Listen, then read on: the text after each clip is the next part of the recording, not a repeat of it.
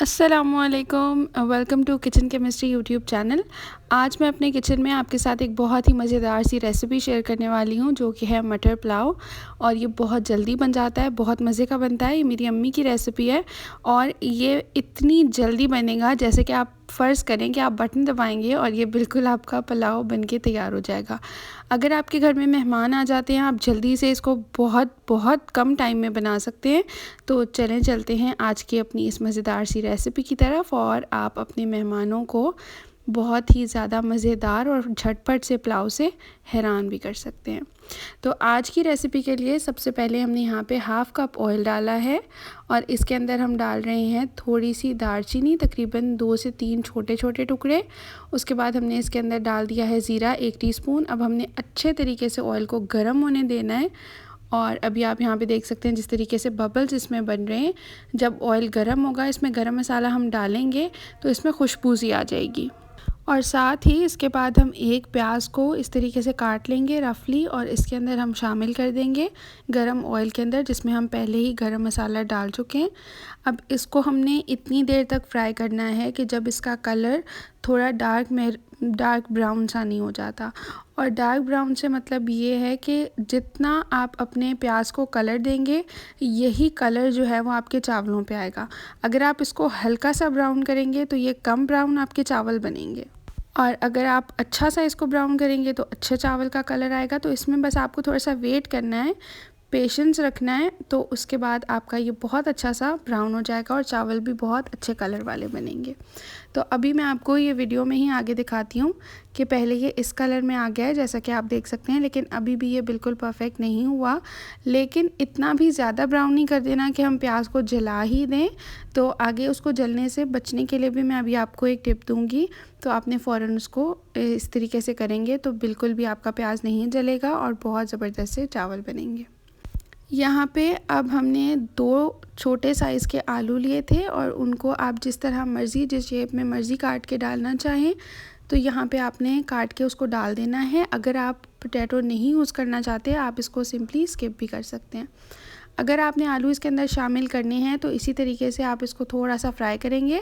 और ये थोड़ी सी मेरी अम्मी प्याज इसलिए निकाल रही हैं ताकि हम गार्निशिंग के वक्त इसको यूज़ करेंगे तो चावल बहुत अच्छे लगते हैं, प्लेट वो देखने में भी अच्छी लगती है।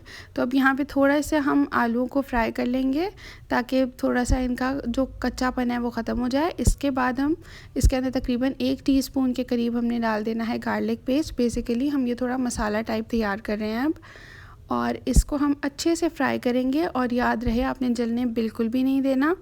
और इसके बाद हम इसके अंदर हल्का सा पानी शामिल करेंगे। जब आपको ऐसा लगे कि जल रहा है आपका मसाला, तो आपको बहुत ही स्मार्टली एक्ट करना है। और अभी यहाँ पे मैं आपको दिखाती हूँ कि हम पहले पानी डाला है और अब हमने तकरीबन 4 से 5 टेबलस्पून के करीब हमने इसके अंदर, या आधा कप कह लें, हमने दही शामिल कर दिया है। ये थोड़ा सा इसको जो है जलने से भी बचा देगा और ये जो आलू हैं वो भी अंदर तक अच्छे से गल जाएंगे और सॉफ्ट हो जाएंगे। अब ये मिक्सचर हमने तैयार किया, अब हम इसको थोड़े सा देर के लिए फ्राई करेंगे अच्छे तरीके से। और इसके बाद हमने इसके अंदर फिर थोड़ा सा पानी डालना है और फिर हमने इसके अंदर जो हमारे मटर थे जो छील के रखे हुए थे, बॉइल्ड नहीं है, ये 2 कप के जितने मटर लिए हैं और वो हमने इसके अंदर शामिल कर दिए हैं।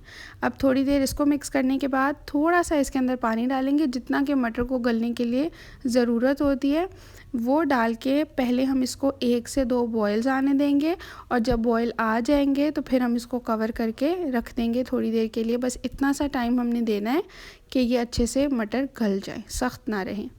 और साथ ही हम इसके अंदर तकरीबन 2 हरी मिर्चें इस तरीके से खोल के अंदर डाल देंगे। इससे बहुत अच्छा सा फ्लेवर आएगा और टेस्ट जो ग्रीन चिलीज़ का होता है वो भी इसमें आ जाएगा। और इससे भी हमारे जो मटर पुलाव है वो बहुत ही ज़्यादा मज़े का तैयार होगा और सब इंशाल्लाह इसको बहुत पसंद करेंगे।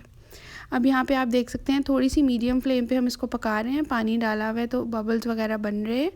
और अब हम इसके अंदर थोड़ा सा और पानी शामिल करके 2 बॉयल आने का वेट करेंगे और उसके बाद हम इसको कवर करके रख देंगे तकरीबन 3 से 4 मिनट के लिए, डिपेंडिंग अपॉन कितना टाइम लगता है मटर को गलने में।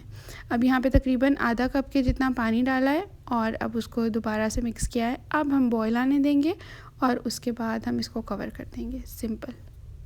मैंने अपने चैनल पे आपके साथ पहले चिकन बिरयानी की रेसिपी भी शेयर की हुई है और मटन बिरयानी की भी। अगर आपने वो नहीं देखी तो वो भी चैनल पे मौजूद है, आप ज़रूर जाके देखें। वैसे मैंने आपके साथ चावल की बहुत कम रेसिपीज़ ही शेयर की हैं।